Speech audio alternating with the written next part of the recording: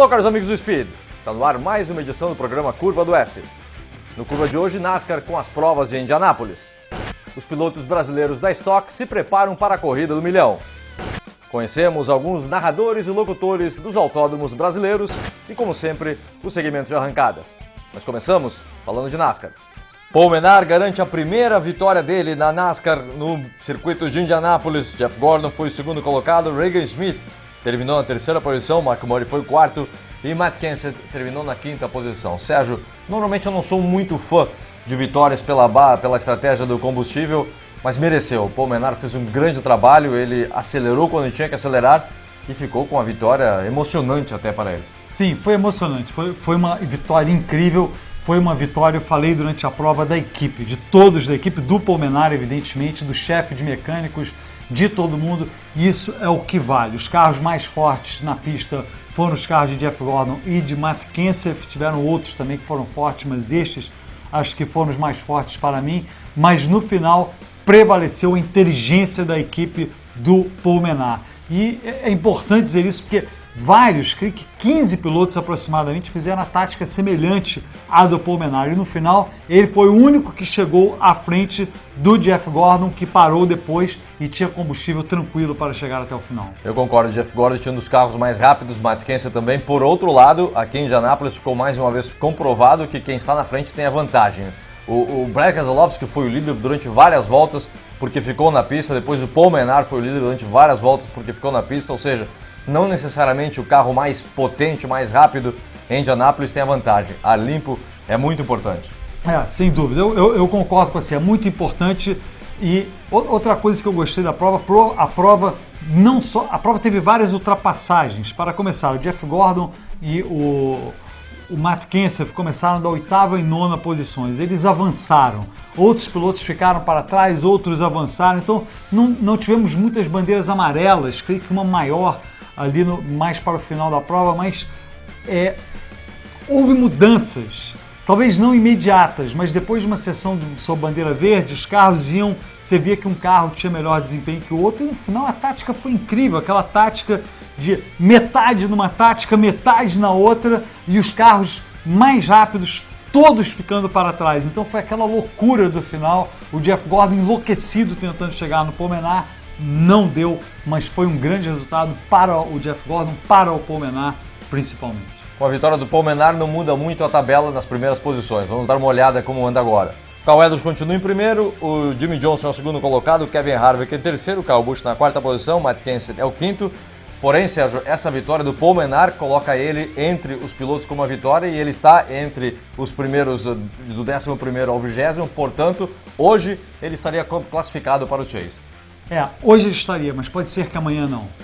Semana que vem, talvez não. Semana que vem. Mas esse é um detalhe importante, eu digo isso. O David Regan, que conseguiu a vitória dele há pouco nas 400 milhas de Daytona, se colocou em posição de participar do Chase.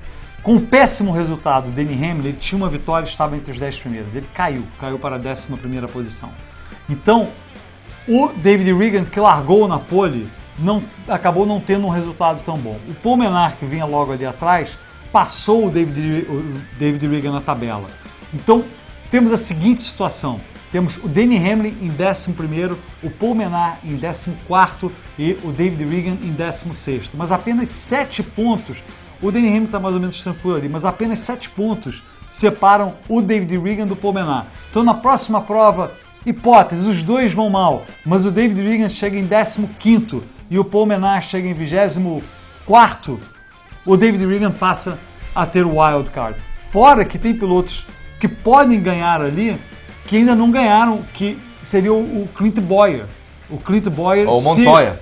O Montoya não, eu vou dizer porque não com esses dois. Porque o Montoya caiu para 20º. A situação do Montoya está complicada, Figueiredo. Está complicada, vai por mim. Ele pode até ganhar, mas não sei se ele ia superar o David Regan e o Paul Menard e o Denny Hamlin. Quer dizer, ele teria que superar o Paul Menard e o David Regan, porque o Denny Hamlin está bem à frente dele.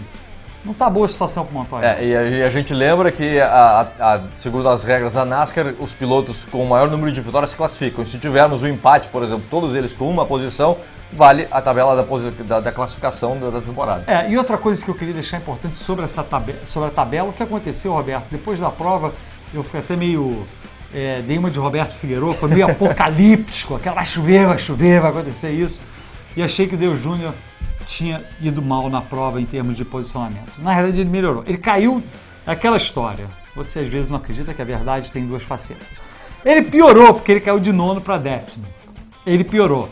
Mas ele melhorou porque a diferença dele para o 11º aumentou. Então ele está um pouco mais tranquilo agora, porque o Denny Hamlin foi muito mal. Então acho que ele está 19 pontos, se eu não me engano, ou algo assim, mais de 15 pontos, ali na frente do Denny Hamlin. Antes ele estava 7 ou 8 pontos à frente do 11º. Então, se o Denny Hamlin tivesse ido bem, ele poderia ter caído, mas o Denny Hamlin foi mal, ele está em 10º, mas está ainda com uma reserva ali. Então é mais ou menos isso. Para os fãs de Dale Jr., ele ainda está no time. A verdade tem duas caras e a matemática do Sérgio também. Chegou a hora do segmento Maquineta do Tempo, que fala sobre o automobilismo brasileiro. A equipe Willis, ela era eu, o Luizinho, o Wilsinho, o Carol, o Moco, José Carlos Patti e o Chiquinho Lameirão. E logo em seguida veio o Emerson Fittipaldi. E ela foi montada, inclusive uma coisa curiosa, que quando o Christian Reis morreu, o Greco assumiu, que ele que contratou, ele que juntou toda essa turma, e ele era o secretário do Christian Reis. E o Christian Reis, quando morreu, foi quando o Greco precisou, me contratou. Primeira vez que um piloto ganhou um salário no Brasil fui eu, e nós montamos aquele time maravilhoso. Então, daqueles 7, de uma forma ou de outra, 5 chegaram na Fórmula 1, né? E assim foi a Willis. Eu acho que a Willis foi a grande academia de pilotos do Brasil, porque ali foi a fonte. Direta ou indiretamente, os maiores nomes da época passaram pela Willis. Porque antes da Willis, o corredor brasileiro não tinha prestígio nenhum na Europa. Você tirava Chico Landi, mais um ou dois que deram alguns espirros na Europa, nós não existíamos. E depois do Emerson, eu me lembro que teve uma época que eu ajudei o Piero Ganser na CBA, e o Emerson estava nos Estados Unidos na Fórmula Indy, vencendo em Indianápolis, sendo campeão da categoria e tal. Nós tínhamos brasileiros, o Nelson Piquet disputando o campeonato mundial com o Ayrton Senna. Nós tivemos, era o Roberto Pupo Moreno, campeão mundial de, acho que naquela época era a Fórmula 3000. Na mesma época, Raul Boesio, campeão mundial da Portugal. Eu sei que os brasileiros teve um momento que os brasileiros estavam ganhando tudo, entende? Então é isso, poxa, isso tudo, a sementinha lá, saiu daquele canteirinho que se chamava Equipe Willis. Logo após o intervalo, conhecemos algumas das vozes do automobilismo brasileiro.